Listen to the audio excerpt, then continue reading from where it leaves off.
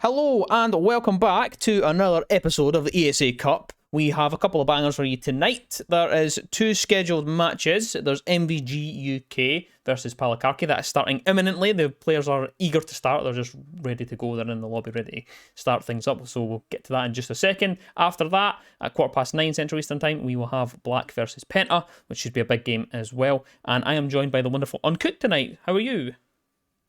I'm good, thank you. How are you? Yes, I'm also pretty good. My voice is a little bit weary though from last night's cast, so I'm hoping that things are. I'm hoping for two things. I'm hoping that they're exciting enough for me to shout, but not exciting enough for me to shout. If that makes sense. I have got you covered. Don't you worry. Good stuff. But we move on with the map bans. We'll have a look at where we're going to be going to. That was a mouthful there. But where are we heading to? Villa. What do you think of that one? Villa, I think, I don't have the stat in front of me, but I can get it very quickly, has quickly become one of the most played maps in ESA, even overtaking Chalet, I think, at this point, which is quite a surprise if you have any knowledge of how the start of this season went. I casted, I think, 6 Chalet games in 1 week with Boza Max, so yeah, it's been a lot, and in fact, yeah, both. I think this is the 13th time that we've seen Villa picked, or 12th or 13th, which is tying it with Chalet. So, yeah, this is 13th time, so it actually has overtaken Chalet in the most played maps in ESA. So that's wild, considering the way the start of the season went. Yeah, wow. I'm really surprised to hear that, actually. That this came out as the most played map. Wow. It's more diluted. It's more like spread out, so we've noticed it less. And well, we've started the map already, and we're going to see the first few operator bans coming through. Hibana and Jackal being taken away here, which obviously Hibana hard breach always useful take off the board. Jackal possibly indicates that Palakarki might be looking to get on a roam. Possibly, obviously Jackal has a lot more uses, but one of his main ones is that roam clear. Solis being taken away as well, just general very useful utility, has a C4, SMG-11 and P90 are great guns, and can just see all your flank drones. It's no-brainer. Yeah, I mean, I'm really surprised to see Solus go. I actually had the pleasure of viewing Solus in a comp game last night. It wasn't banned on the PC game that I was covering, so there's already a glaring difference in the console side. It seems that everybody is terrified of the possibility of a Solus. It's just like a default ban. Everyone's just under the understanding that we're not going to see Solus at any point. I'm hoping that she does find a place at some point, though. Although, even if, she still has that influence of, if you're perma-banning Solus every time, that leaves another operator that you would normally perma-ban open. It only really gives that one option, and Azami tends to get banned out quite a lot of the time as well. Obviously, those keeper barriers. Very, very useful to just completely remodel bomb sites, especially looking over at that study. It's just the amount of, especially off angles, there's some really cheeky ones that you just don't expect if you're an attacker. So Sami taken out, not very surprising. But starting over, MVG have taken us to AVG. In fact, gonna try very hard not to stumble over that one, but the this site, one of the standards, one of the mainstays here on Villa. Nothing too surprising, apart from maybe the Oryx could be the only exception to that. Capcan, fairly common, especially on this map. From the attackers, gonna try and bring an Ossa, see what angles they can work across, but looks like they're going to be working their way over from that northern side of things. Yep, of course, this is pretty much the same push we see every single time on Villa. It's just a flip-flop scenario. If the defenders are inside Aviator, we'll see the attack come from the north side, and then if they are in Trophy, we'll see it come from the south side, and it's just basically a sweep through the map.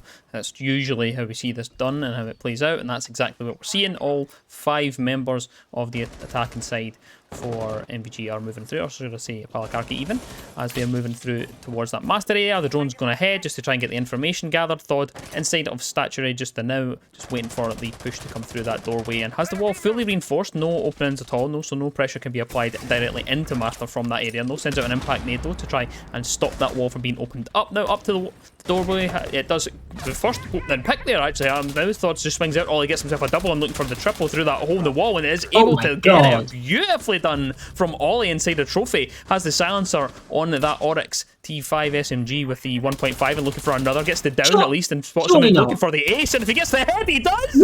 Ollie opening things up with an ace on Villa for MVG. What? Wow. Well, we're in for a pretty good game out anyway, if all the rounds play like that. I am speechless. Yeah, they just seem to feed him, and then every single one just tied together perfectly. I didn't even notice where they got the first 2 kills from, and then eventually everybody just decided to give him the wins, and Ollie with an opening ace. Yeah, that's certainly something. Yep. I can tell that you genuinely are speechless as to how that is played out. It looked as though the attack was in like a decent position. They had some info, they knew where they were going to be, they got the first pick, they were able to get rid of Thod without even really kind of being punished for it. There was an immediate refrag, and then it was just like straight away. Ollie's just going to go frag out, get an ace, opening the round up with a bang. I will just warn everyone at home, like, I've had a very long couple of days, so my brain is not going to be fully there at the best of times, and Ollie's just opened it up with a round 1 ace from exactly the same position, getting every single kill. I may as well just go to bed now. I feel like that would be more useful. I'll do more analysis asleep than I will awake. And quick peek going for a spawn peek. Yep, it's always a difficult one to say. Quick peek. Yeah, that's this match is going to be the death of me. I can feel it. But another peek as well. Look at Smay on the bed. He's just waiting for someone to come up to that doorway, but there's no one there. Still, just going to tease it a little bit. Goes into closet, in and out, peeking these windows to see if anyone is going to be lurking on the other side of any of those barricades, but there is no one there.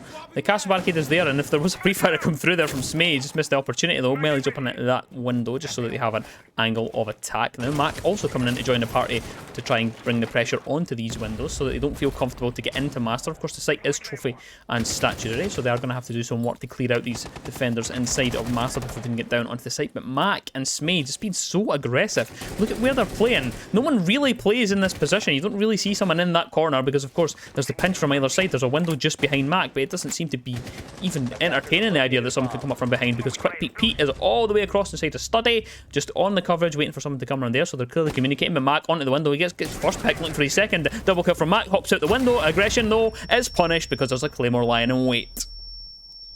Half the round now gone, and that's a good start for MVG. They've wasted a lot of time, and they've taken 2 picks. Obviously, there was that trade in return from the Claymore, but they still have spent a decent amount of time just trying to gain access to this master bedroom. And as you can see, they still haven't really done anything, especially now that Quick Peek's going to find one as well to add to the tally.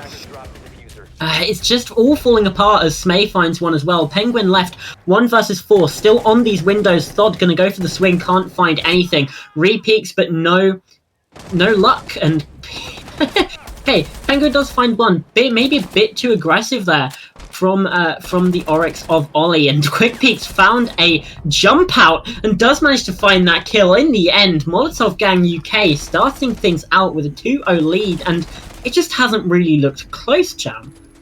No, it certainly hasn't there. That was almost like toying with the kind of, like, play me your dinner, I guess, is what that was. Like, they were just moving around in Master in a way that was almost disrespectful. Mac was in the corner, no one was really going to bother going up to that window for some reason. Upside down rappel, it was just a bit hectic. It was like, they just got in the faces of the attackers, and they just couldn't break them down at all. They just couldn't get in, and eventually they were stopped. I don't even think anyone got a foot in the map. I think there was one person that got a foot into the map, and that was at the top of the red stairs and Quick Pete was there to cut that off, and I think everybody else just died from outside, so not the greatest start from Palakarki.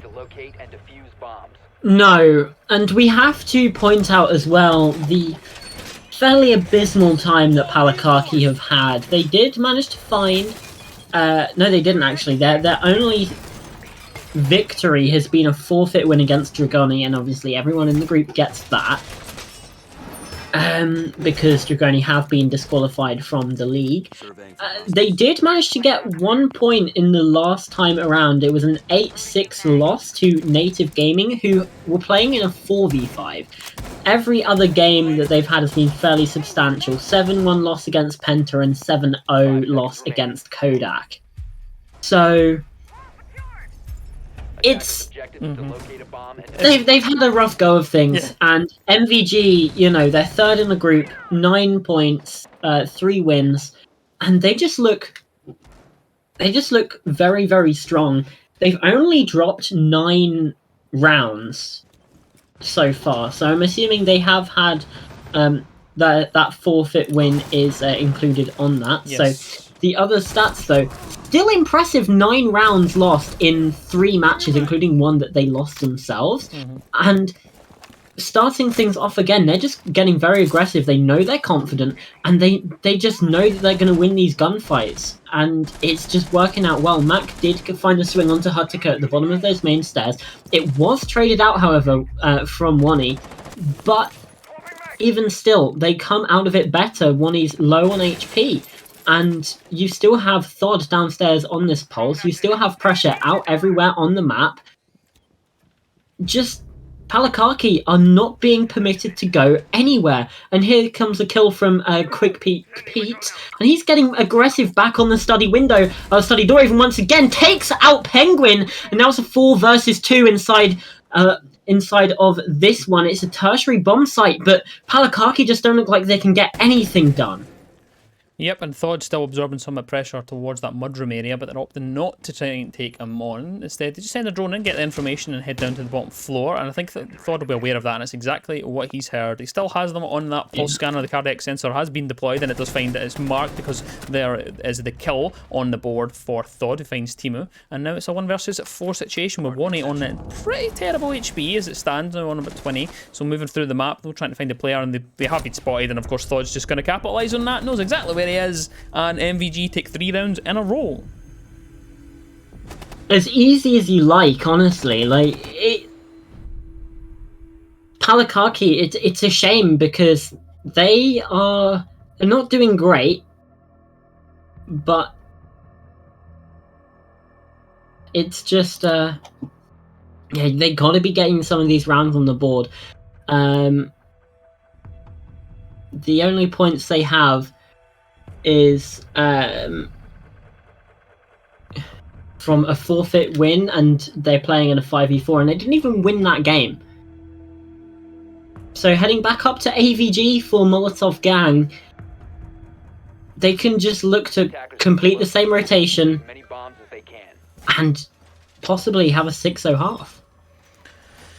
Yes, I do apologise, a bit quiet there because I was just sorting something out in the background, but I'm back and ready to go. Now, yeah, like I said, Aviator is we're going to go back. Of course, they've completed the full rotation. They can go whichever site they fancy, except from the previous one they just won, but they're able to go wherever they like. Pretty much, they can go to Trophy, they can go down to the bottom floor again if they want, go to the living room, wherever they fancy really, but they're getting a full rotation at least out, which is always nice to see. I quite like always seeing a full rotation. I like seeing... yeah, I know they've won them, so they've kind of been forced to. And, you know, it's never a bad thing to be forced to go to another site because you've won one.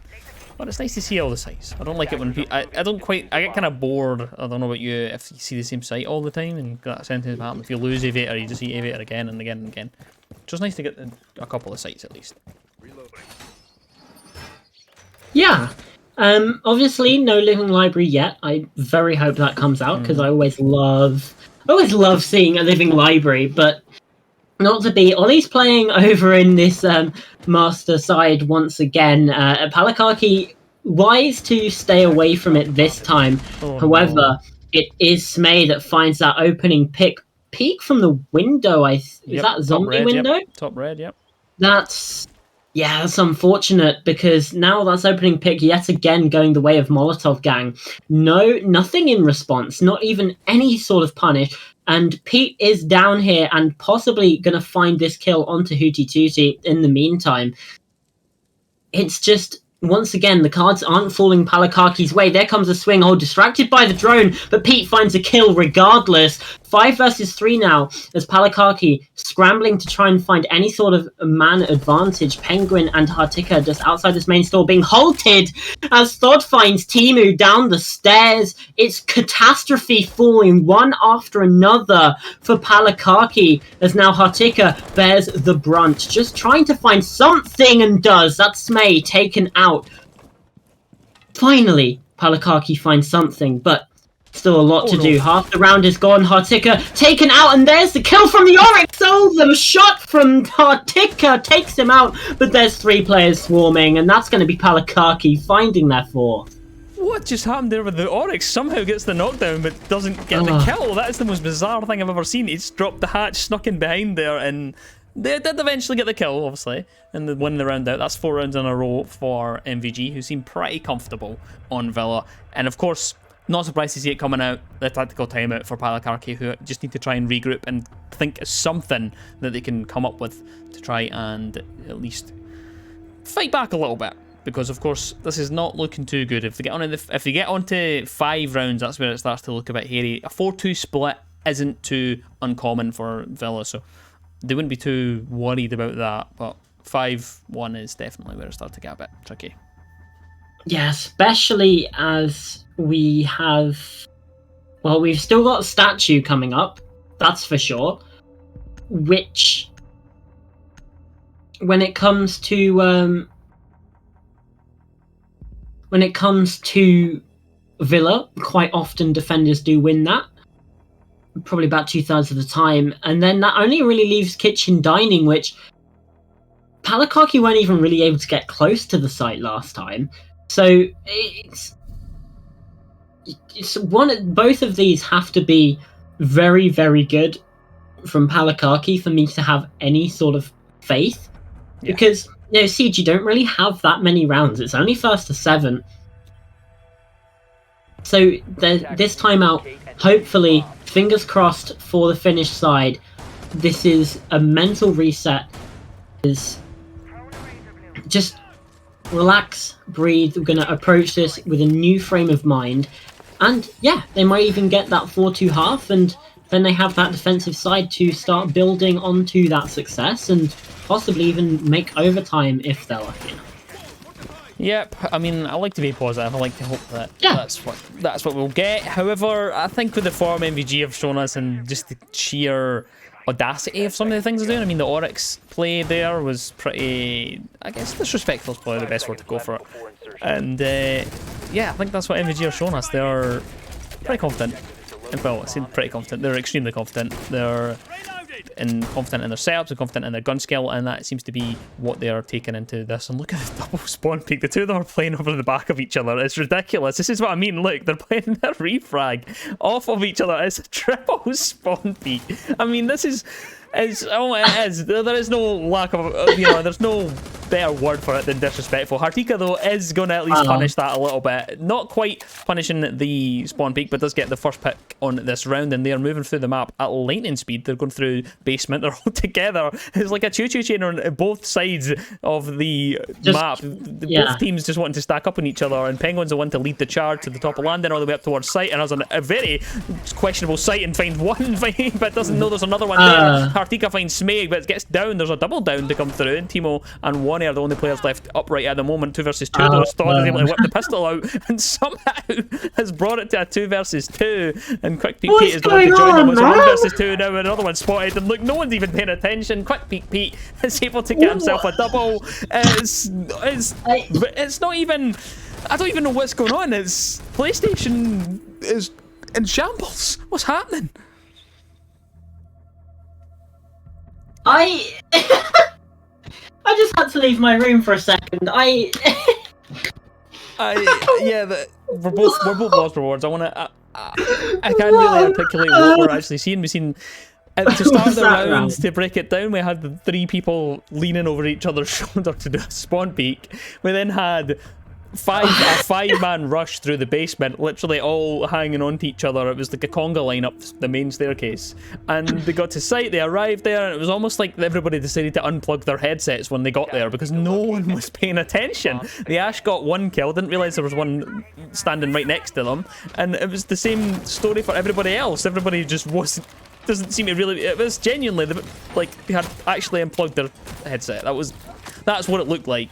No one was paying attention inside the site. They got there and it was almost like they were like, you know, a deer in headlights. They didn't realise they were going to get so quick to site, and then they were like, oh wow. Well, what do we do? What do we do? I don't know. MVG are not here. And then, obviously, Quick Pete and Thod just came in to just, you know, end the round quickly.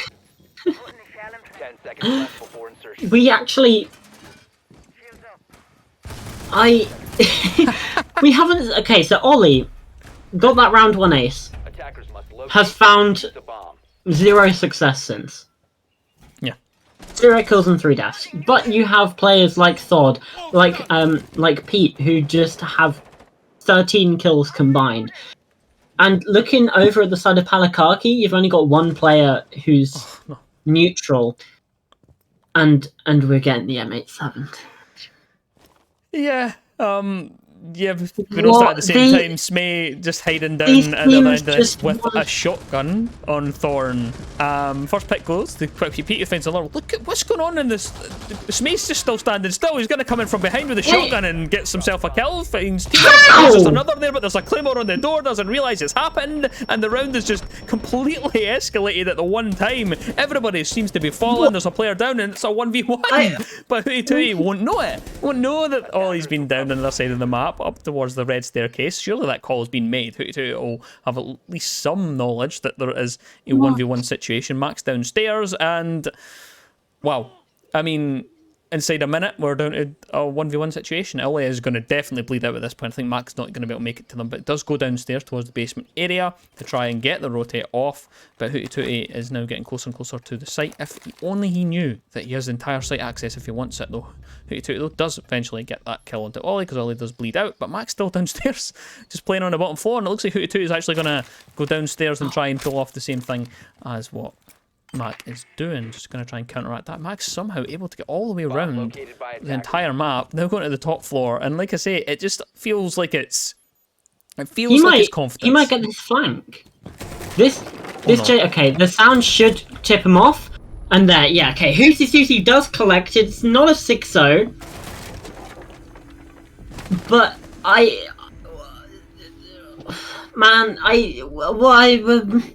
that round again, just... I think that was, what, 1v3? 1v4, possibly, from Hooty. It's so quick that we're not even... None of the actions... I can't process. It's genuinely so quick that it's all just happening at one time. It's like the whole round is just blowing up in one space. We pick one place, and it's insane. It is. It's genuinely just insanity that's coming in from both sides. It's almost like they've tried to counteract MVG's aggression by being aggressive themselves, but they are funneling into areas all together in one goal.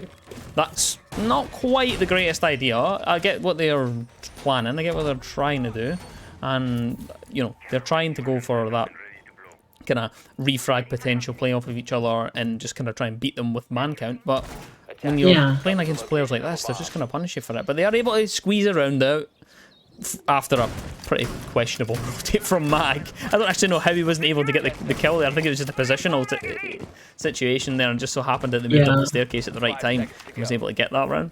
5-1 split. They're going to defense for them. I'm hoping we can see something better. I'm hoping they can tidy this up a little bit at least. Yeah, so it was a 1v4 from Hooty.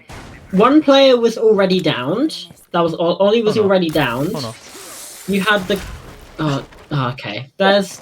Yeah, the Pogmat comes through. Yep. That sounds about right for this. I've only just realised, like, looking back at it, there was in amidst all that chaos, there was one player already downed. You had a team kill onto Thod. It was just everything went wrong. It certainly did, and it seems like it's went a bit wrong for MVG at the start here. Hello? Did they not know? Did they not know? I don't think they're aware. Pete's found the first kill. Somehow, Mac is pushing up the stairs. Hartika might not be able to collect, but there we go. Hootie2, oh no, Penguin even doesn't find that one, and Mac collects up the stairs. Another frost mat. You've got to be kidding. And Pete finds himself down. That one is to a gun, I believe.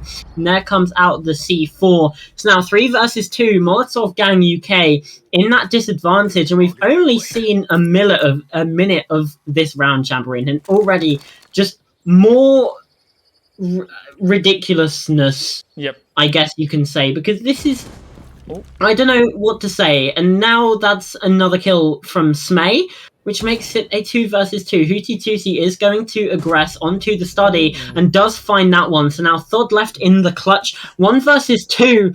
And just still on this angle, Yep. hoping either Penguin or Hootie2 would just sort of stray into the crosshair, but it looks like they're staying pretty put on site to me, and that is going to kick the butt into action. Hopping in on the downstairs, 75 seconds left in the round to try and find the clutch, and I mean, I wouldn't even be surprised at this point. Like,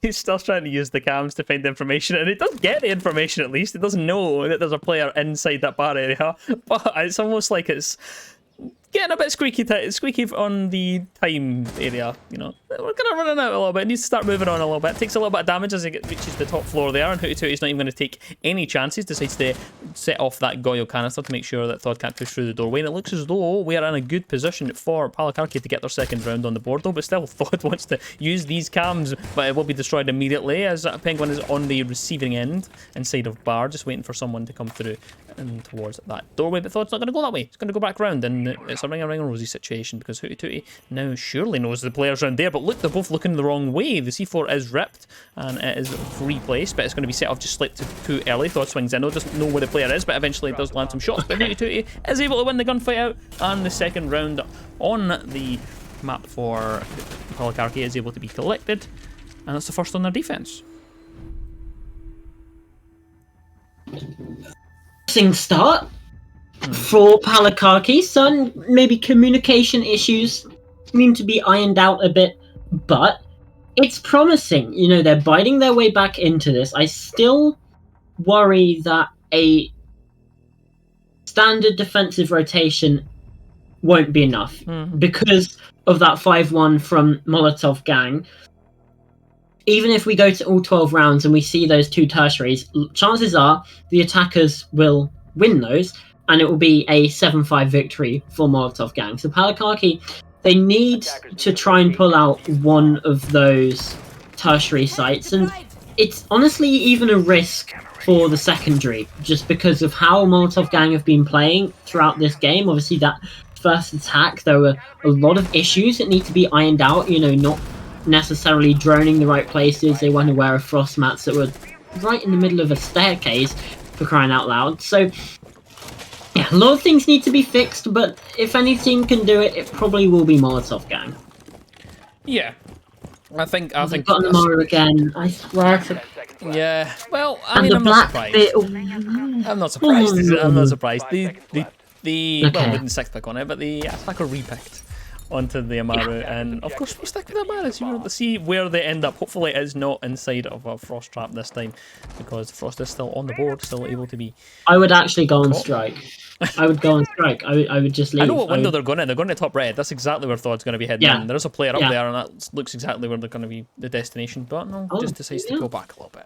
Actually, a little bit of patience there from an Amaru player, which is very rare these days. Hatika's on the bottom floor, now towards that dining side, so we'll be on the receiving end of anything. Quick peek Pete, though, does make quick work of that kill onto Timo at the top of the red staircase. And how has he got here? He's been able to get all the way up. Ollie's there to join. They're somehow right in between the defenders. Quick peek Pete with another one, looking for the third. Doesn't know there's a player at 90, though. At least there's one that's bit back for Hootie Fruity. and Wani now just Nice. across his statue there. That's so difficult not to say, by the way, on a cast. Ollie now at the top of Landon, trying to get a couple of ones isolated, but not able to get across to that player inside of 90. Thought goes inside the site, of course. I think they came up the hatch and towards that master area, and it's a 2 versus 4 situation, and MVG are now storming through the round. Hartika, though, is able to find one. Can he find the second, though? Doesn't know the players on the right, and not quite able to land the shots. At least finds one, and it's not quite able to land anymore, though, as Smee is able to put them into the dirt. And now it's a 2 versus 1 situation for Hootie Tootie Fruity inside of Trophy. Goes through the rotating those players inside there, but it's the split that comes through, and Smee is able to get the final pick. MVG go on to match point. Yeah, and that's the worry, right? Do they go back there? Do they go down to kitchen dining? Probably not the best idea. Do they go to living library, which was floated for a second? Again, probably not the best idea. None of these options feel safe to Palakaki. It's not ideal. It's really not an ideal situation. I mean, and they're floating the sense. Like I shouldn't be surprised at this point. I shouldn't be surprised. Yet I constantly am. Yeah, I mean, I think the Maru went up the hatch there. I think that's what happened. Or at least repelled and just hopped in a window. I think that's what happened. Yeah, it was a perfect distraction, to be fair. Quick Peek Pete and Ollie going up those red stairs. It drew all of the attention from the attackers, and they kind of just abandoned that master bedroom. Yep. Allowed the other 3 attackers to just hop in and just have another angle of attack. It was a decent retake attempt from Hootie Tootie and Hartika, but just not enough. No, it certainly wasn't, and just didn't quite land the shots. That's what it was. It was unfortunate for Hartika because it was just like it was the gun. And actually, you know what? I actually think that they'll rue that chance because Hartika had that hollow on. I don't know what one it is, but the kind of funky one that's really big. And that was what was obscuring him from being able to see the player just to the right. And there's one, so it's a choice to use that. Well, no, it's not something we see that common, and it's just unfortunate that that was what resulted in them losing that gunfight because that player should have been dead to rights. Artika should have had the double kill, and it should have been a 2v1 in their favour, but it wasn't. And unfortunately, they're now staring down the barrel of a defeat because it's match point for MVG. Yeah, shoulda, woulda, coulda doesn't really do much in this situation.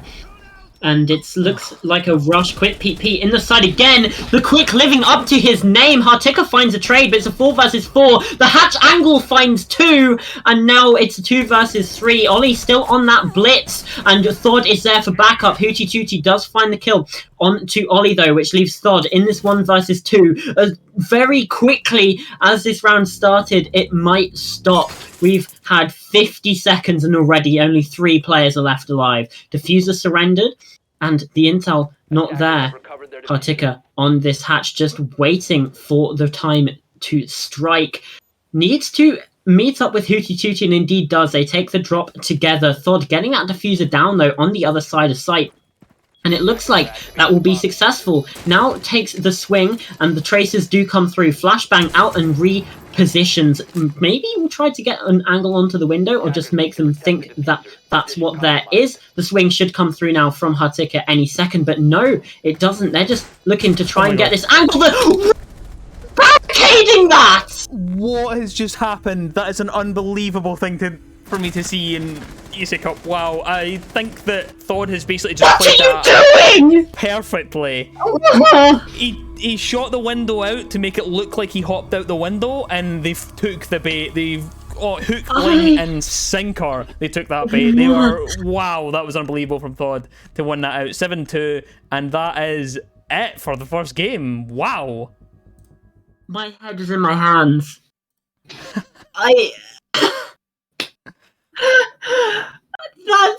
That's the perfect ending to how this game has played out.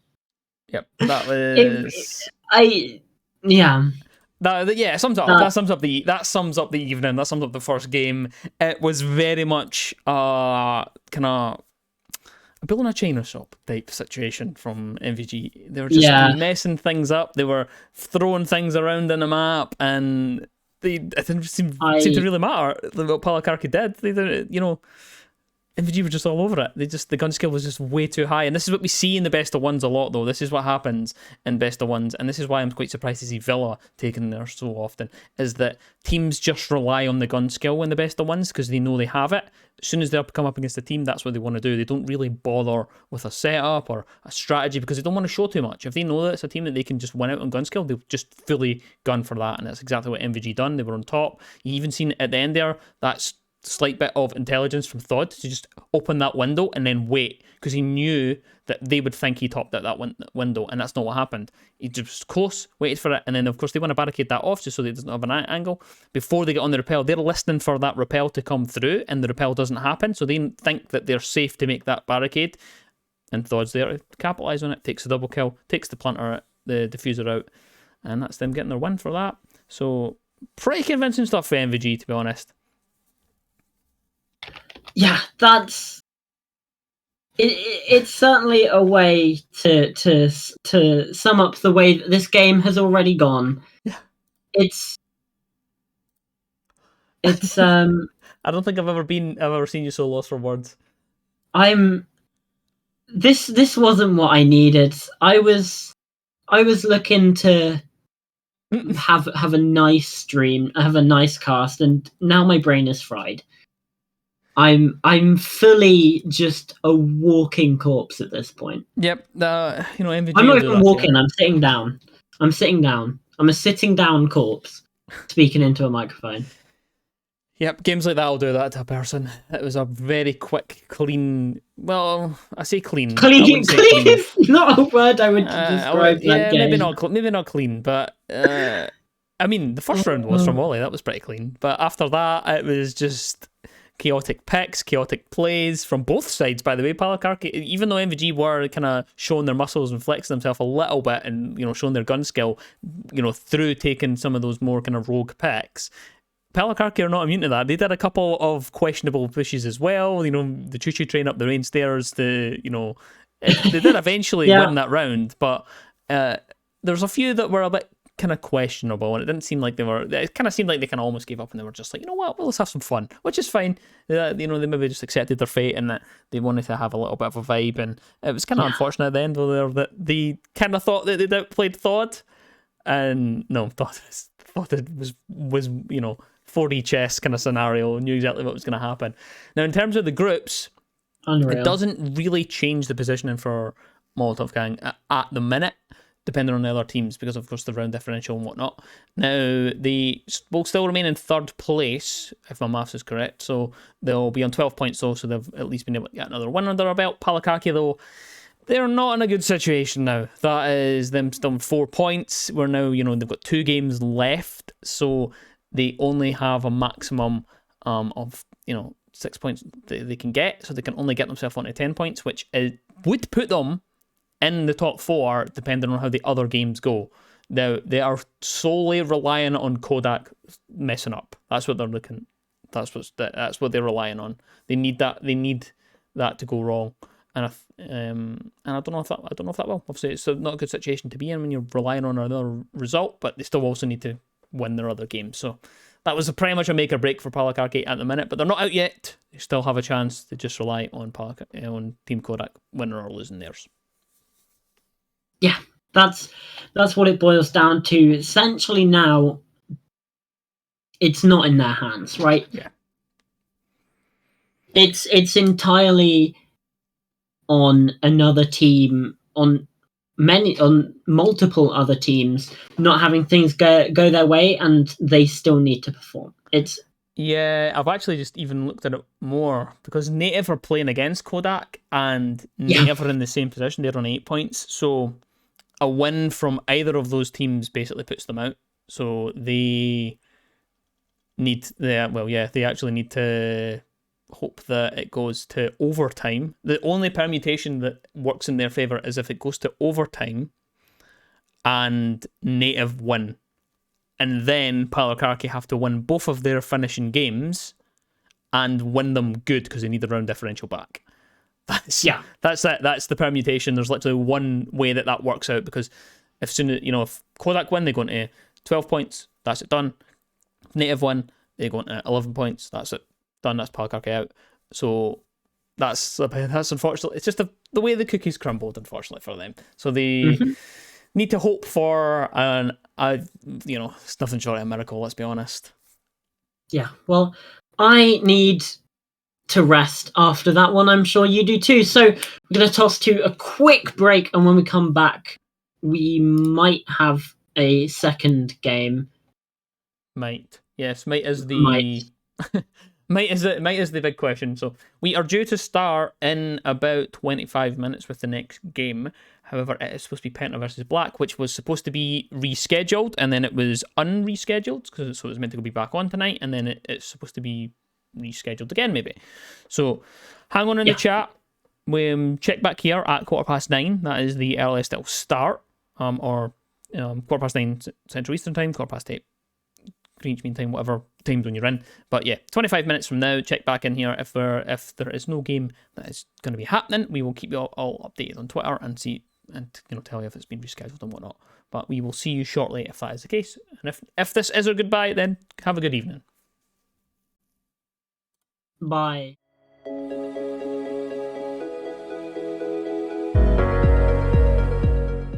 Hello, and thanks for waiting. Thanks for coming back to join us. We are finally about to get underway with the final match of this evening. We've been having some technical difficulties, courtesy of Ubisoft and the servers, so they've been a little bit shaky, so we've been able to finally get everybody in. We're ready to go. We're just waiting on a couple of bits and pieces before we start the match, but by the time we are finished with the quick discussion beforehand, we will be underway.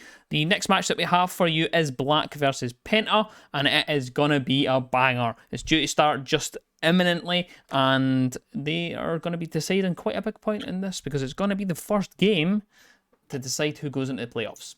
Now, it won't obviously decide placements and whatever, but it'll be the first one to decide to get actually someone to qualify, and whoever wins this will qualify for playoffs, and that is beautiful, nice and fun. And of course, I'm joined by Uncooked still. We are ready to go, and we are cooking the gas, and we're ready to get cracking with this one. But we'll have a look at the map bans and we'll see where we are heading to for the second map this evening. Drum roll. Oh, it's Bank. We're heading to Bank. Villa was the last map on the cards, and I was saying to Chamberine while we were having a break that I said Bank might not be the best. At least it's not the same map twice in a row. So yeah, Villa being that last one taken out means that Penta pick defense to start, and Team Black are starting on that attacking side. And yeah, these two teams, it's gonna be a big game. Obviously, we have both these teams. I think they're both on 12 points, if I recall correctly. Yep. The groups inside a Group B. So yeah, this really is to decide pretty much the top of the group. Obviously, it might not pan out that way, but the way these two teams have been playing, it looks fairly likely that this will be the deciding match to see who gets that first round bye and gets seeded into the second round of the upper bracket when it comes to those playoffs. Yep, it certainly will. It's going to be a banger. I'm hoping it's going to be a banger, because the last match was a little bit of a rollover, let's be honest. We're hoping for some excitement, maybe some overtime on the cards. I don't know about you, but maybe. I'm excited for this matchup. Yeah. It's going to be fun. Obviously, when you've got the two top teams of a group, you still, it's good to see them... You want to see them do well. You want to see a close game. No one really likes it being a blowout, do they? It's especially not when you have like two good teams.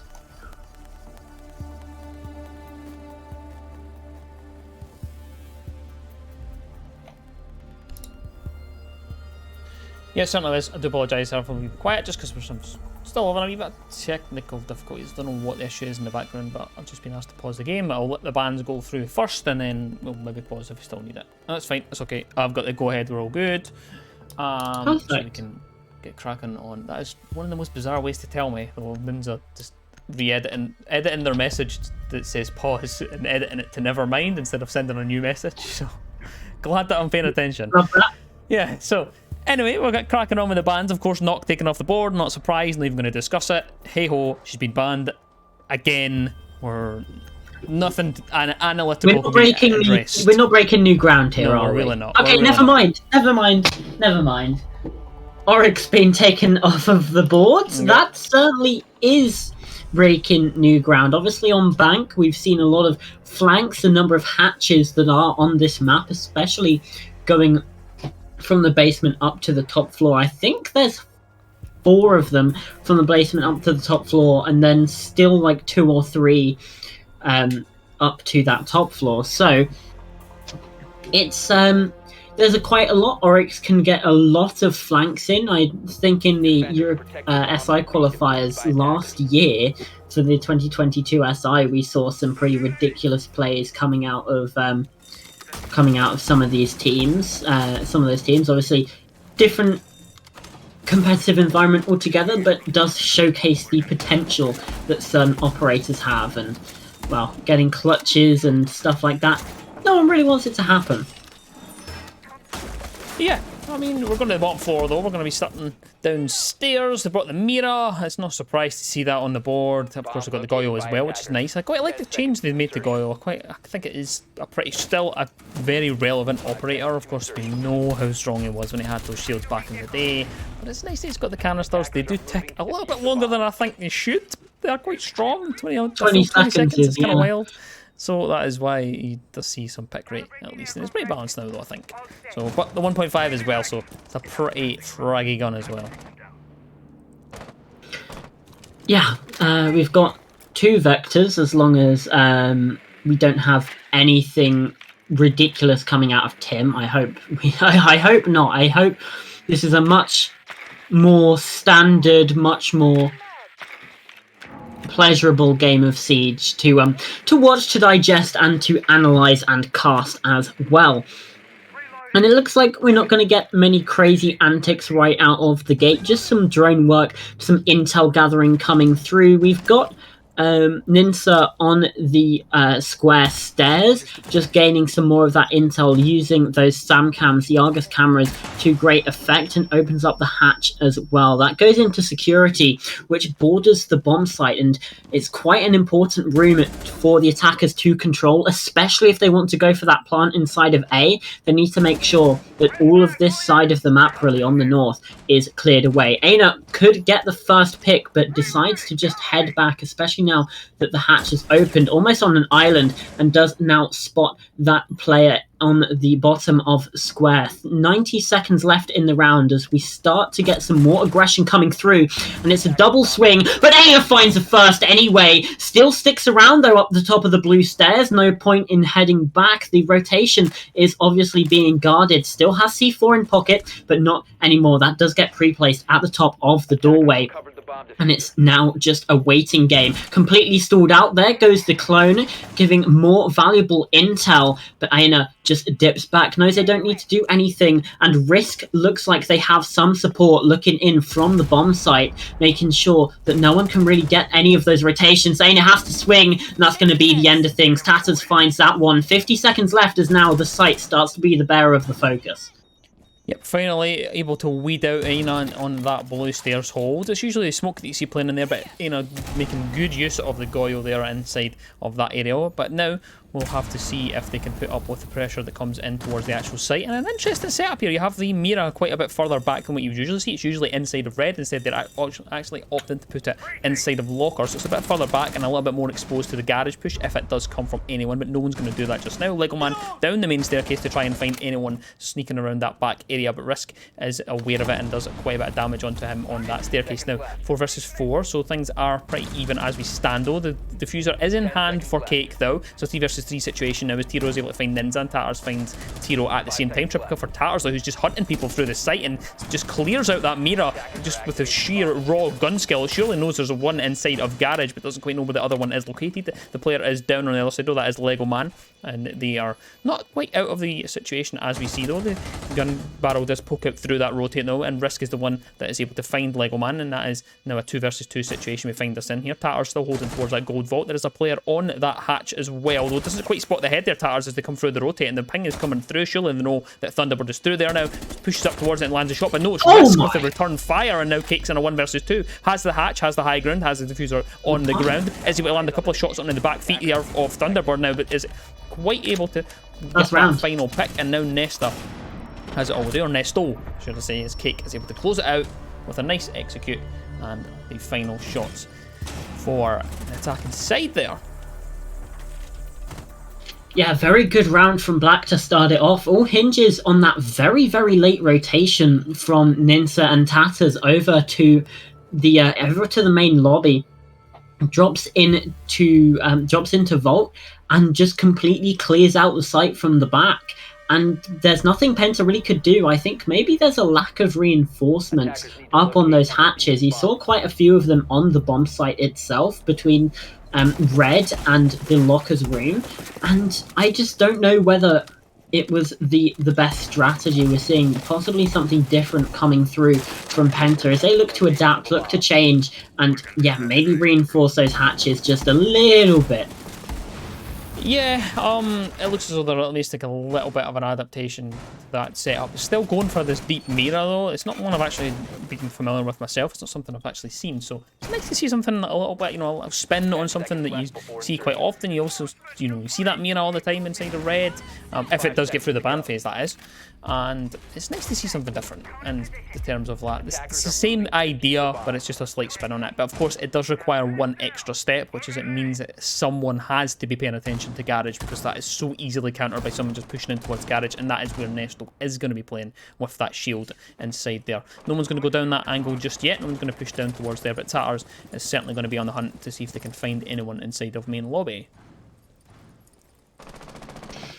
Yeah, once again, it's a bit of a slow start. We do have the intel starting to come through, but it's a bit more aggressive out on the map from Penta. You've got Risk playing in and around that sort of staff room area and kitchen, but Legoman does find the first. That's Tiro caught straying on the top of those main stairs, and that's a good pick from Black to start things out. Penta, yet again, having a horrible start, but there's a C4 from Risk, pre-placed, I assume. And that is Madarino taken out of play. 1 minute gone, and 2 players have as well. Yep, beautifully placed C4 there. It was just using that default cam to ping it out to make sure that the player who did come in through that double door was able to fall to that C4 that was sitting waiting for it. But a little bit of an engagement inside of open area. 3 players are now lurking outside that double door looking to try and get the kill into Risk, but he's at least going to find one, but Legoman finds another on that staircase. Aina went for the flank up behind him on that main staircase, but was wise to it. The Jackal Legoman was waiting for them to come up and gets the kill. 3 versus 2 now as Nins is able to find Risk. That's the player inside of open area now flushed out through that pinch opportunity that came through from Ninja, and they will now start to work down towards the site because there's only 2 players left alive down there. It's Tim and Nesto that are just going to be lying in wait for the pressure to come down and just invite it a little bit more, because of course still plenty of time on the clock. 1 minute left. Legoman is now getting on the drones trying to get some intel to find out where these players are playing. You see Nesto had to clear out of Garage and move up towards, well actually he decided to go back into Garage, just moved up a little bit for a moment inside that shield is his safest place. Does bring the echo drones into play and will be using that to try and deny the plant, but there's no one that is quite going to go down that main stairs as we speak. Legoman just on the drone, still there, just going to hold out, just wait for a second as we see Cake and Ninjas just stacking up together, making sure the intel is gathered before they try to execute this plant. They're just trying to find any coverage, anything that could be stopping them from doing this, and that is exactly what they've found. The Echo Drone is spotted out, and they're going to probably use the Zero Cam to try and get rid of that, or at least try and shoot it out. Though it is moved across a little bit, Nesto is wise to the fact that someone is on the hunt for their Echo Drone, goes through towards that vault lobby. Legoman looking for the hunt, tries to find the shots, at least does a little bit of damage onto both players here, but the down is found courtesy of the Mira, and Tim is able to find it, sends a C4 over. Is it able to find the spark? No. Cake is able to dodge it. The dancing feet is very much in effect, is able to get out of that scenario, but still prone in there, just wiggling around. No one's able to deal with him yet, and eventually Cake is able to find one, but no one's able to kill him at all. Just still on the diffuser. Tim is in a 1 versus 2 because Legoman is down, but there's one on the hatch, sees the player, but isn't able to land any shots though. Doesn't send him up quick enough, and Cake able to get the double from that position. Somehow the Wriggly Worm is able to land all the shots behind that bomb chassis, and that is another round for the attacking side of Black. That shouldn't work. No, it shouldn't. That shouldn't work.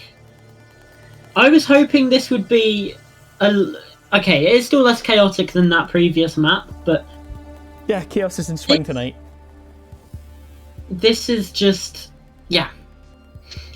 It was a nice idea though from Penta. It just, the roam not well executed. I still don't really know what Tiro was doing out on the top of the main stairs, possibly distracted by a drone. Yep. I guess I saw them looking up towards Skylight, not aware that the players had already breached into that top square position. Good presence and pressure from Risk and Aina to assist, but yeah, Black just had a really good idea of what the plan was there, what the strategy was going to be from Penta, and that's going to force them to make that site rotation now up to the top floor to CEO and Lounge, where we do see a bit of a familiar setup. We have a castle, we've got those reinforcements on the Kanto wall, we have Azami as well in play, and one thing that I haven't actually seen is a Solace. It seems like she's banned out so much that teams just don't actually know what to do with her on console, it seems.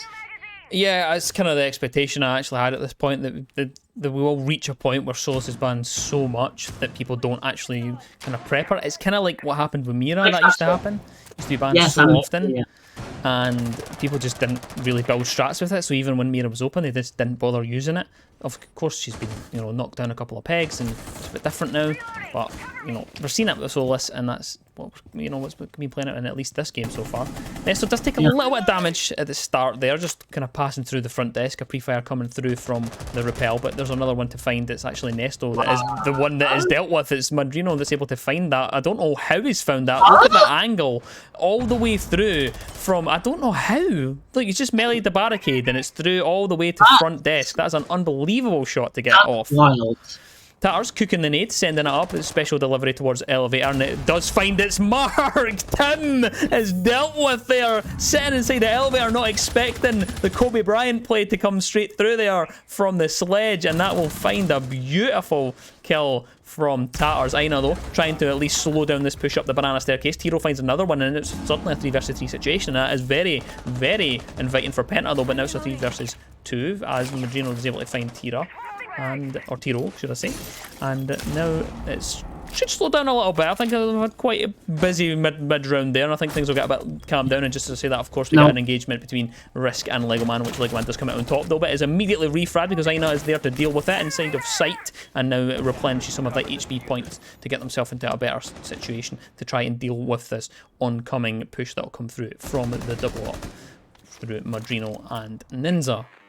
Yeah, absolutely. And it's now just a minute and or so to hold on for Aina, and it looks like the push is going to come over from this eastern side. So about as far away from the Thunderbird's position as possible. The drone has spotted them out, which is going to force that reposition. And they now know where this player is, finds the third and gets the clutch. It's a 1 versus 2. Actually, no, I think it was a 1 versus 3 in the end. And that is going to be Penta. They're on the board. But where do you go from here? Their only round win is a clutch. They've failed the basement twice. Starframe seems to be the best play, but they're just avoiding it so far. Back down to the basement. Wow, that was unbelievable. That was a brilliant shot there, coming through from the end of that round on the Thunderbird. Nicely done from front desk. I think that that's a misplay, I think, there. I'm going to be honest. I think that they just stacked up together on the same angle, and it was just asking for trouble, to be honest, when they peaked that. And thankfully, Penta were able to land the shots to get that. Aina was able to clutch it up and gets a nice wee round there that potentially Penta shouldn't have picked up there. But that will at least give a confidence boost. They're going to change things up. They're going to go downstairs again. They're not going to opt to go for any of those tertiary sites. They don't want to even entertain the idea of going to the middle area. They want to retry this bomb. They're going to keep trying at this site. They want to see if they can make amendments. And they have made a change. Pretty much the same operators as we've seen before. The Echo, Goyo, Mozzie, Thunderbird, and the Mira as well. I think maybe the Thunderbird wasn't in the last name, I'm not 100% sure, but they have moved around a little bit when it comes to the Miras. They've put one inside of red this time. Last time, of course, it was a little bit further back. They're actually going to double up the Miras, so you have one looking into the other one. So, interesting setup from Penta, to say the least. I have doubts. We're seeing, yet again, a refusal, well, not necessarily a refusal, but they're not playing any sort of utility denial. No Jaeger, no Wamai. And it means that everything. We saw the problem that caused last time. You have a player playing in the elevator by Kanto wall, and there's just nothing to protect them from a grenade. You've got to have some sort of Wamai disc or ADS or something, and yet again we're seeing that same issue inside of round number 4. I don't know if we've seen them actually play a Jaeger or a Wamai this entire game, and I'm not a fan of that, and we've seen the issues that it's been presenting for Pentasports inside of this very game, the previous round, and they just don't seem to be learning from that. You know, I'm not too sure what the Mozzie is actually doing. Still has all 3 pests inside of the pocket. Yeah, okay, one's got shot out now, but it's already a minute into the action phase. Like, it seems a little bit late. There should be at least something pre-placed to find some use for this utility. Obviously, if the drone is off and you don't shoot it, you get the pest, sure, but, like, that's... Not often does that happen. It's... I don't know. Yeah, it's questionable to say the least, but I think he's been able to dispatch a couple of them now and still has one in pocket, so has the C4 as well, which will be sent up straight through the hatch and finds its mark. No, it doesn't actually. It's Tiro, though. It's actually that's taken off the board as Mines is able to find that one Lego Man now onto the hatch, and things start to become undone here for Penta, but not too tricky for them yet. It's still in a decent position. They still have the support. The cross angles are still there. The echo drones are still up, so they're able to at least deny this. Cake is trying to find an angle though, but Aina's there on the reverse and finds the shot into the skull of Cake, and that is a nice shot there. You can see the angle all the way through from Garage. It's an old angle, this one. You used to have to stand even further back before they changed the map a little bit, but like just teasing it out, just sending the one taps. There's a player that's looming inside that rotate though and sees the player again, but not quite able to get a handle on the recoil of the Vector. Still trying to find another one, and Nate does find its mark on the other side of the map at the same time, and Tatters now is sent it down the staircase and finds 1 and 2 and gets the down at least. Not quite getting the kill, but look at the shot coming through from Nesto, who gets the double, but Tatters is there with the... I think he got a down actually, and it was I don't actually know who got the final pick. I think it was Diana. They got the final one there. Yeah, it was Lego Man who came through with that final pick, and that's 3 rounds to 1 from Pent, and they just keep running up against the same brick wall. Yep. Basement again? Yeah. Really? But look what they've done. Look what they're bringing. They're bringing the Jaeger. Finally got a Jaeger. They're bringing a Solus. They've got a Cap Can as well. Okay. They're just throwing... I mean, that's cool, but it took them 3 losses, losing pretty much the exact same way to realize... To realize this? I don't know. It seems like a bit of an oversight. You've got the best defensive site on the map, which is Staff and Open, that just hasn't been played. This defensive rotation, and bear in mind, Penta picked to start on the defense, and this is how this half has been handled. It's not good. It's not good, Cham. I'm going to be honest. Like, I don't want to be all doom and gloom, but it's taken them 3 attempts to realize that, oh, maybe we need some utility denial. Maybe we need to actually do something different. And they've left one of the best sites on the map just completely untouched. I mean, and their only round victories are clutch. I mean, it's... Yeah, it is. Yeah, it's not looking too great. I mean... The thing is, of course, it can just sometimes come down to the map and stuff. Maybe they don't have it prepped. Maybe they don't want to go to that middle site because they just don't have the strats for it. They want to try and stick this strat and see if they can get it to work. But then again, there does just come a point where you just need to kind of go, you know what, we'll just change things up. We just need to do something different. And that's exactly what they're doing. But look, this is going to be a potential mistake coming out again from another player of Penta. But No is lucky to escape with their life. Their Lego Man was just ready to pounce onto the life of Aina, who's able to at least escape with their life at this moment in time, down to 20 HP. But is able to replenish most of that HP now because, of course, Thunderbird is on the board. So they're able to get themselves nice and healthy again after what was a potential disaster, which has been averted, so we're okay just now. But there's a couple of early shots coming out as well. Aina gets aggressive up the staircase. It's Tiro, though, it's going to get another one and a double kill at the top of the staircase, and somehow he's found himself on the top floor, but there's another one at the end of the hallway that he's not aware of, and Madrino's able to get that pick, and it's a 3 versus 4 situation, and it looked as though Penta could start to run away with the round there, but there's at least one player that is going to have something to say for that, and that is Madrino, who finds that evener, well, not quite an evening up, but a man advantage kind of Brings you back a Being little bit. reduced. Yeah, absolutely. Tiro just going unchecked on that top floor, but now here comes the aggression onto the side. All 4 remaining defenders are obviously on this basement, which means that the map control can be gained very, very quickly. And with even, it'll be about a minute, maybe about 50 seconds, because these, oh no, there's no Go canisters anymore. It's just the C4 for denial. No Echo either, and you do have Risk playing in the garage. But this is plenty of time, especially as you've got the angle from the hatch coming in. That's Tatters, and he has those Yin Candelas just going to drop those into red when the time is right, going to completely blind the mirror as that plant starts to come through. C4 does get ripped, but not thrown yet, but now here comes the execute. It's 1 catch by the ADS. C4 goes out, and that's going to be the catch. 2 versus 3 now. Tatters has to try and find and get something done from this top floor as now Madrino starts to get this diffuser down yet again. 30 seconds and the drop is contested, and he gets taken out. 1 versus 3 now. The swing comes through from Tim, but Madrino is able to slip away. That's the diffuser confirmed, and now just with this post-plant angle through the hard breach hole. It's a tricky one, but Nesto walks into it anyway. Now 1 versus 2. Tim and Risk have to double up, have to try and find some sort of teamwork, because if they keep giving Madrino these 1v1s, it's going to be an absolute no-brainer. The drone does spot him out on the top floor, and Madrino's going for the swing up the top floor. Does he find the kill? Yes! It's now Tim left 1 versus 1 and has to stick to defuse. There'll be no time. Madrino comes in for the swing, and it's a hip fire. Penta get taken out, ripped apart, and Black are now 4 rounds to 1 as it's yet another basement defense that just cannot go the defender's way.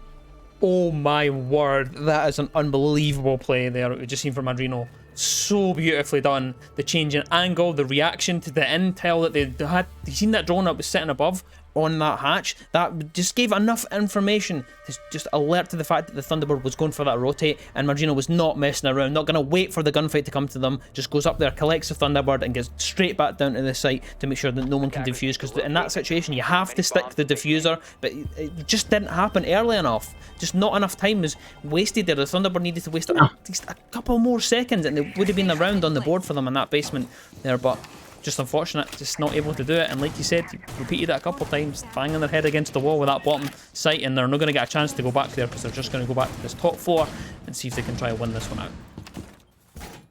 It should be 3-2 right now. Yep. Or possibly it should be 4-1, because remember, we did have a 1 versus 3 coming in from Aina the last time this top floor was played. 10 seconds left. So, yeah, maybe things are now all as they should be, perfectly balanced, all that Thanos garbage, yada yada yada, but I don't know, it just, it's situations like that where there just have to be questions raised about what Penta have going for them. You know, 4 times attempted at that bottom floor, 4 times not executed upon. They picked this defense as well. They're going to have to at least be somewhat confident in the fact that they can win those defenses, and it just didn't happen for them. They try getting aggressive, Team Black punish them. They try playing passive, Team Black punish them. They try to get a retake, Team Black punish them. It's just perfectly played by this attack. And yet minus 1 slip up, they just have been playing this so well. At some point, it's just, that's round over, although Nesto does find that opening pick onto Madrino, the clutch player from that previous round.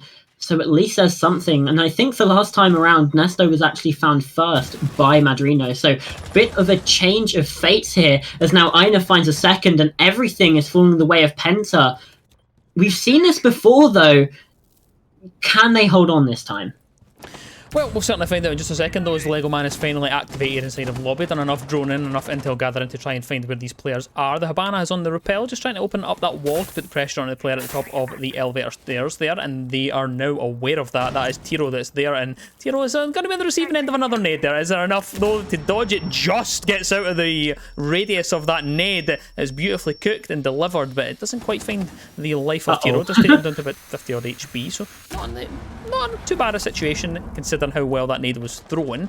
But the push still coming up that staircase. Still see Lego cooking these nades, trying to bounce them in there. Doesn't know there's still a player at the top of the elevator staircase. Turns his back, doesn't realise there's still a player well within that area. Double kill for Rhino on the round, and the last player is located. They know they're on the rappel, and it is pretty much curtains for the round for the attacking side of Black, as I think they're just going to try and maybe slow things down, regroup, we'll have a wee discussion, maybe Cake will go for the clutch, see if it can happen, but 50 seconds on the clock, it doesn't really look likely. You can see that Penta are getting a bit more aggressive as we speak. Nestor does turn his back to the door though, and then Cake could get himself a free kill if he's paying attention to the fact that there's someone on that staircase. Does see the player though, does land a shot, not quite enough to get the headshot though, misses a few vital bullets, and Nestor down to about 20 odd HP. Of course they do still have the Thunderbolt on board, so if they want they can go back to site and replenish, but look at Penta, they're just throwing the bodies to Cake to see if they can get this kill and get this round to unlock. They're desperate for it, but the C4 thrown so far, deep throw all the way from Banana, finds its mark inside of ATM,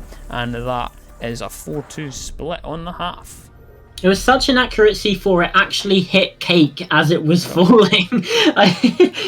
That's my favourite C4. I love that angle. If you can try and isolate someone into that sort of entrance lobby, over through ATMs. But yeah, some interesting stats you can say about that half is that Team Black have only won on the basement, and Penta have only won on the top floor. Yeah, so it's definitely a peculiar one. Yeah. It's definitely a strange kind of turn of events. I'm very surprised to see Penta go there so much. That was definitely the surprise of that half. I'm so surprised they didn't pull out one of the middle sites at least once. But, you know, there is a point where they might have to play it again if they get to overtime. But it really does depend. If they go to basement in overtime, then, you know, there's no analysis or coach in the world that could tell you that that is a good decision. It's just not worked. It's just not something that you should be seeing again from Penta. But times are changing. We're going to a different half. You know, refresh, regroup. We're going to be going to the attack this time, changing things up. It's this time it is in the hands of Black to defend that bottom floor, and we'll see if they can do it. See if they can do a better job than Penta. Yeah, absolutely.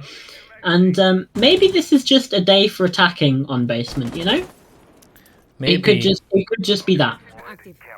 Although it does look like Ninja is obviously on this top floor, and it looks like we are going to see Tim go for a very quick execute, maybe up onto that top floor, clear some of those roamers.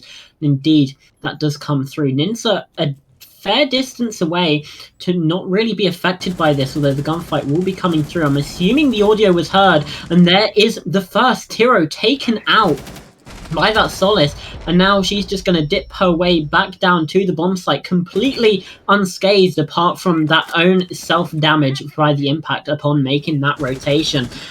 And that is a catastrophic start from Penta. Yet again, we are seeing just failings at doing the basic stuff, you know, making sure that there's a coordinated effort on that roaming player. Tiro getting taken out of the game. Highly likely it's before any of those Argus cameras can actually come in useful. Maybe there's one in the lobby, but that's about it. And if you think about it, the lobby's not really going to be too helpful when it comes to the actual bomb site, as there's no genuine line of sight to where the defenders might be playing. Yep, there's a firm hold though inside of open area now for the attackers. They've been able to clear that out enough, and they have at least enough time to try and get themselves into the potential position for an execute. No one's over towards that server side. It doesn't look like that is where the push is going to come from yet. It looks like Nesto is starting to think about the execute, starting to think about where they're going to go in from. They haven't opted to go for it just yet though, still moving around the side of open area as we speak. Risk now going to go down that main staircase to see if they can weed out anyone hiding down below, but instead just tease it out a little bit. Opening up the hatches, still taking their time a little bit, and it is definitely sweet time because there is a minute left on the clock, because they need to start thinking about getting this down and hustling a little bit, because there's only one player now down towards that server area, and they don't have a Mira on board. The Team Black, they've opted instead to go for the traditional smoke hold, instead just pop that player inside of red. It's nice to see. Of course they can use that to deny the plant and deny any opportunity to get in through that server wall, but that would help if they actually decided to go to the server wall. And finally they do arrive. Nesto is there all on their lonesome, does open up the wall, and we'll be going for that plant. But what is the positioning as we speak here? Nesto though is able to find Ninja, and there's at least a bite back in the favour of Black on they're still sorry, in Penta, and it brings us to a 4 versus 4 situation, at least evens the odds as we speak now. Cake still wasting some time here. No, has this last smoke babe. That's going to be crucial. That's going to be perfectly placed, surely, for Cake. It's beautifully done, thrown straight across, but the push comes through. Risk is already inside of the red area, and the diffuser's going down. It's all collapsed. Penta made a quick execute. The C4 goes down, the but doesn't C4! deny it. It does! Oh my god! The defenders take that. Just planted too close to the rotate, but look at the C4. It stops the plan. And Penta were milliseconds away from winning that round. But no, they're denied from Black, and they take another round on Bank. Wow. It's just not Penta's day on basement, I guess. Wow. That's tough. I was That's winding it tough. down. I was winding things down. I was like, yeah, it's over. That's it.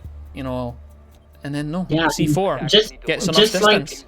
Beautiful. Just like me, Penta didn't realize the time was that low, I guess, and Yep. didn't want to take that chance. It's yeah, 5 rounds on the board now for Team Black, and they do head up to this top floor. And hey, this could be. We've seen Penta win here twice. Yep. Could be the Penta playground on this top floor, but only time will tell. Discovered the location. Seeing a similar sort of setup, we do have a Wamai now, that's Tatters, so instead of that Jaeger that actually didn't get brought along, and just remembering, that was for a basement defense, they're going to be actually having some of that utility denial, making sure that the mute position, that's Cake over by stock, is going to be properly defended. And actually, maybe the Echo might play it around there. It's a sneaky cam that actually, just on top of the lampshade, going to be getting a lot of information. Can just be used as almost like a default cam, but does blend in very, very well.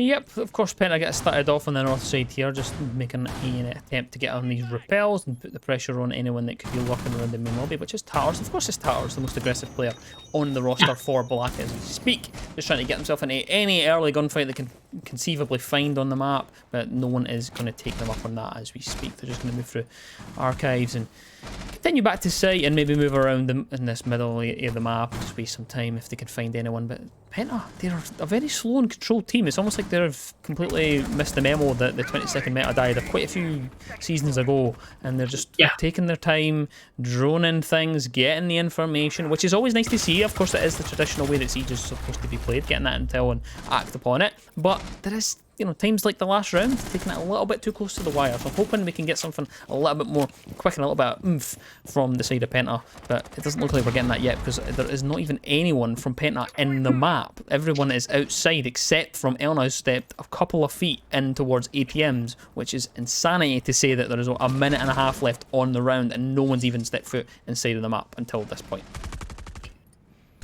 Yeah, this is just way too slow. We do see an interesting angle from Tim, actually.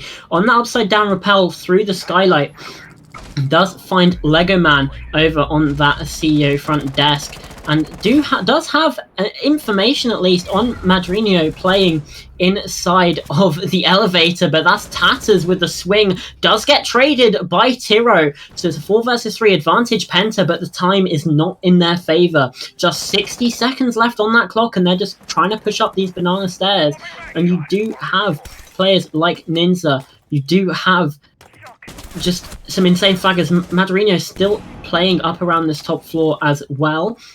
And there's just not really a push from any other side, and you've got Tiro downed, Tim taken out, and now the advantage swings back into Team Black's favor. You do have, I think that's risk on the rappel, but they get taken out as well. It's now effectively a 1 versus 3 for Nesto. Does find the first, they get a bit too aggressive, that's the second as well, can get the revive on his teammate, and now Favor has swung all the way to the other side. 15 seconds left on the clock. Madrino can clutch this and finds Nesto. Diffuser dropped cold, and there's the second. Another clutch for Team Black. That's their third, and that's their 6th round on the board.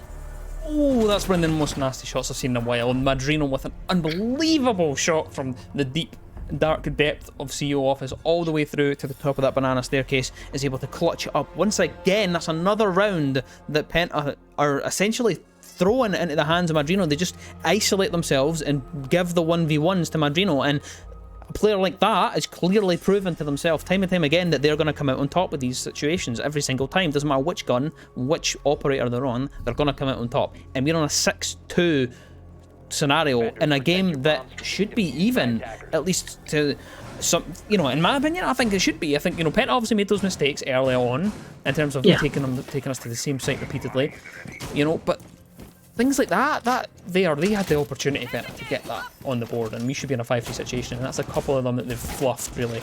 And we've seen 4 clutches. Literally 4 out of the 8 rounds that have been played has been a clutch. Yep, it's definitely felt like it. My voice is definitely feeling like it's been a clutch scenario anyway. But we're getting a middle site, we're getting one of the tertiaries, so things could be changing. Yeah, although this is staff room and open area, so, I mean, it's got a pretty good defensive win rate. Obviously, that is more from what I've seen. I'm a bit more of a PC person myself, so things could run completely different here in ESA, but theoretically, this should be a good site for the defense. However, Risk nearly getting a very quick kill there on to Madrino, the castle. I think there could be a reinforcement there. Indeed, there is. There is. They were just in the middle of going up, yeah. Yeah, just a bit difficult to see there, but yeah. So early pressure, early shots through, but nothing gained from both sides, apart from 45 seconds now less for Black to hold on. This is what I'm liking from Penta now. They're quicker this time. They're in the map inside a minute. Thank God for this. They've clearly heard me through the ether. They know that they have to get a move on with these rounds and get into the map before things start to get into clutch potential. But spots a player just below there. Tim, not actually aware of the fact that there is a player there. But look at the C4 from Tatters, who's able to find Tim, and that's the opening pick in what could be the final round for this matchup in favour of Black. Margino takes a little bit of damage just inside the site, just on the bottom floor actually, inside of elevators. Tirolo's going to find Ninja, and that's at least one brought back into their favour now, and it's a 4 versus 4 situation now. And look at this, it's nice and even.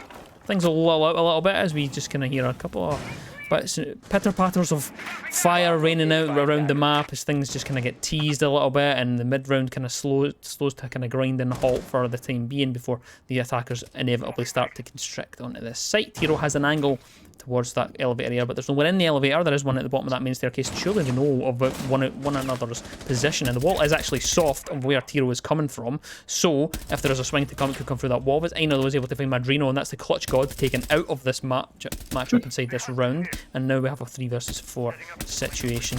Still trying to find anyone that could make the mistake of crossing into their path. Tiro seems to think that someone's going to make that mistake at some point. Tatters is around that area, but no one's going to move a muscle. Cake just holding on to that angle through towards Archives, patiently waiting for anyone to come in. They just know that they have to play the time. They know that if they just hold on, Penta will probably fluff it up if they just play for time.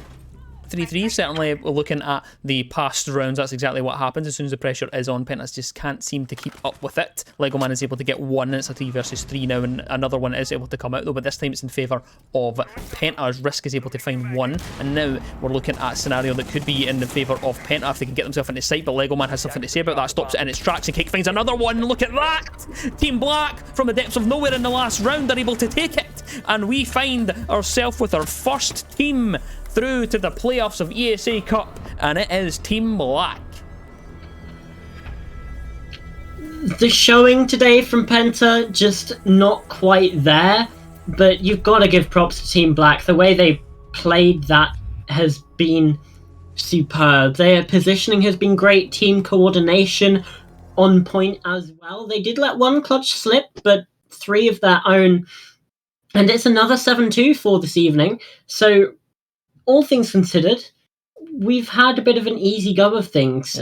When you just look at the round count, obviously we took a bit of a mental batter in game 1, and we had a bit of an extended break between the games. You had some technical issues and whatnot, but the way things have turned out, we've had a pretty nice run of things, and so have Team Black. They secure that they're going through to that next phase, and to be completely honest, the way this group has turned out, it looks like they're probably going to be likely to be those to be that team that does get that first round bye as the first seed in Group B. However, that is all the games for today. I don't know if you have anything else to add, Shambo? No, just other than just kind of the results, just to kind of tell people where we are in terms of the actual points. Of course, Team Black going to 15 points after that, so they've won all 5 of their games. Outstanding stuff so far. Pent-Up, not by any means out of the race at all for the top. They're they're on 12 points. It's the first time they've lost. It was a pretty convincing win then from Team Black, of course. We still have Molotov Gang who won earlier. They're on 12 points as well. So things are a little bit spicier in the kind of mid area of that table. But it's really just come down to the last couple of games. I think that obviously Has Penta played MVG yet? I don't think so. No, I don't think so. That's gonna be another big game for this group. Yeah, well, that'll be the one that pretty much decides the places. Let's be honest, because the other games are really just going to decide who actually gets into the top 4. And as we've spoken earlier, it doesn't look likely that Palakarki are going to be able to do it. They have a very, very, very small chance if it goes their way. But it's really between Native and Kodak who gets that position.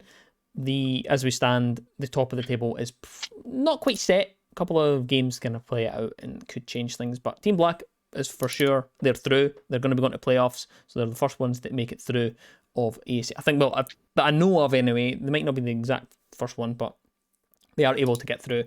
They are the first ones. Definitely confirmed. Anyway. Definitely confirmed. That's 5 games gone for them, and that is pretty much all the games done in this group. I believe there's only one more that is a reschedule, which I'll be captaining later on in the season. I'm captaining week 8. We have that kind of extra week where things are.